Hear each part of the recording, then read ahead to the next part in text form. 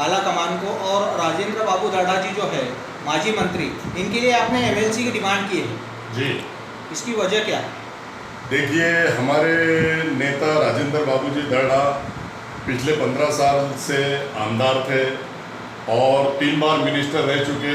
आज हमारे पास में जो कांग्रेस कमज़ोर हो गई, तो कमज़ोर होने का कारण कि हमारे पास कोई नेता बचा नहीं, और हमें विश्वास है कि हाई कमान हम सोनिया गांधी, राहुल गांधी, अनेक हमारे 12 दिग्गज नेताओं को, बाला साहब थोरात को, अशोक चौहान साहब को, तमाम लोगों को हमने लेटर दिया, प्रेस नोट निकाला, और हमने मांग की है कि मराठवाड़ा में अगर कांग्रेस को मजबूत करना है तो हमारे जो मिनिस्टर रह चुके 15 साल राजेंद्र बाबू जी दर्डा, अगर इनके हाथ में कमान आती है और इनको एमएलसी दी जाती है, और जो 12 राज्यपाल नियुक्त एमएलसी है ये, तो ये उसमें परफेक्ट बैठते हैं, और उनको अगर दिए तो कांग्रेस पार्टी जो हमारी पीछे हट के जा रही है, मतलब मराठवाड़ा में आज जो हमारी, तुम दूर दूर तक देखो, ना हमारा आमदार है ना हमारा खासदार है, उसका रीज़न और कारण ये है कि हमारी बागडोर जो है तो सही हाथों में नहीं है। तो हमारा ये बोलना है कि हमारे नेता राजेंद्र बाबू जी दर्डा, अगर इनके हाथ में कमान, हमारे माननीय सोनिया गांधी, राहुल गांधी जी, बाला साहब थोरात, अशोक चौहान साहब, ये तमाम लोग अगर कांग्रेस से जो एमएलसी है वो अगर औरंगाबाद शहर से राजेंद्र बाबू दर्डा को बनाते हैं, तो मैं समझता हूँ कि पार्टी में जान आएगी, कार्यकर्ताओं में उत्साह बढ़ेगा, कार्यकर्ताओं को ताकत मिलेगी। और राजेंद्र बाबू दर्डा एक ऐसे शख्स है कि जो हिंदू, मुस्लिम, दलित सभी समाज को साथ में लेके चलते हैं। और आपने देखा होगा कि पिछले 15 साल से जब वो आमदार थे, मिनिस्टर थे, तो उन्होंने अपनी निधि तो यूज़ किया ही किया साहब, आपकी मालूमात के लिए। उन्होंने अपने भाई जो खासदार थे उनकी भी निधि अनेक वार्डों में यूज़ किया। मैं जब किरारपुरे का नगर सेवक था, आपकी मालूमात के लिए, उन्होंने 10 लाख की निधि उनके भाई खासदार फंड से मुझे दिया था। तो ऐसे नेता को अगर देंगे तो पार्टी भी मजबूत होगी, और पार्टी मजबूत जब होगी तो कार्यकर्ता मजबूत होगा, और कार्यकर्ता जब मजबूत होगा तो पक्ष मजबूत होगा। और पक्ष की बांधनी आज जो हमारी स्थिति है, जैसे आपने देखा होगा कि पहले एमआईएम का इतना जोर बनने का कारण यह है कि हमारे पास में सक्षम नेता नहीं है, हमारे को जो साथ में लेके चले ऐसा नेता नहीं है। इसलिए हमने डिमांड किया, और अनेक लोगों ने डिमांड किया, और डिमांड ये हमारी जायज़ है।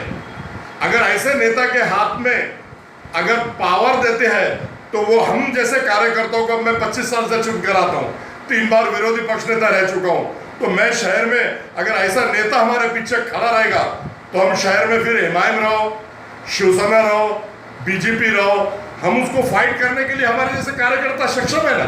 लेकिन मेरा सवाल यह है, शहर में ये भी चर्चा है, क्या राजेंद्र बाबू दर्डा जी अच्छे शख्स है, अच्छा विकास किया शहर का, लेकिन वो सक्रिय नहीं है 2014 से। एक बार वो प्रचार में देखे गए थे सुभाष झामर जी के लोकसभा में, उसके बाद से वो सक्रिय नहीं है पार्टी में, और आप उनके लिए एमएलसी मांग रहे हैं। और दूसरी बात कि मराठवाड़ा में मुस्लिम आमदार है ही नहीं, मुस्लिम नेता का हक नहीं है कि देखिए, मुस्लिम नेता का हक है या नहीं है ये पार्टी को समझता है हमसे ज़्यादा।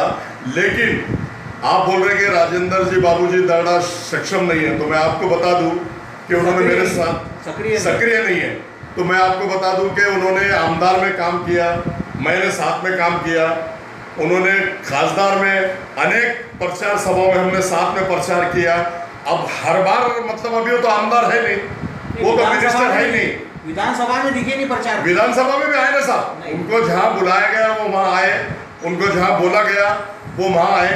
लेकिन आप बोलेंगे कि वो सक्रिय नहीं है, तो ये बात गलत है। वो सक्रिय है, और मैं समझता हूँ कि जब उनको एमएलसी दिए जाएंगी तो और वो ज़्यादा सक्रिय हो जाएंगे, पार्टी को ताकत देने का काम करेंगे, कार्यकर्ताओं को ताकत देने का काम करेंगे।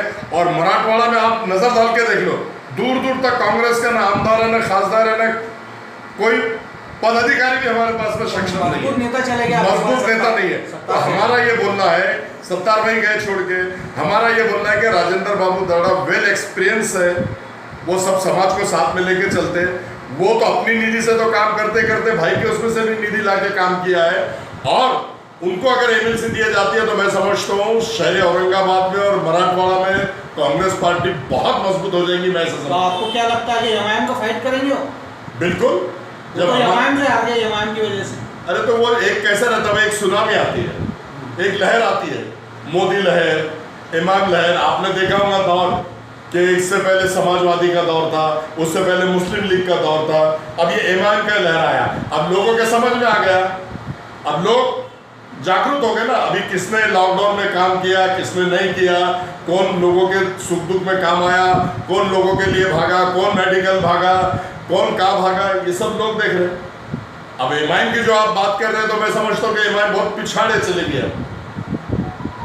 इमाम का कोई जोर मेरे हिसाब से शहर में और मराठवाड़े में रहा नहीं, ऐसा मैं समझता हूँ। आपको यकीन है क्या एमएलसी मिलेंगे बाबूजी को?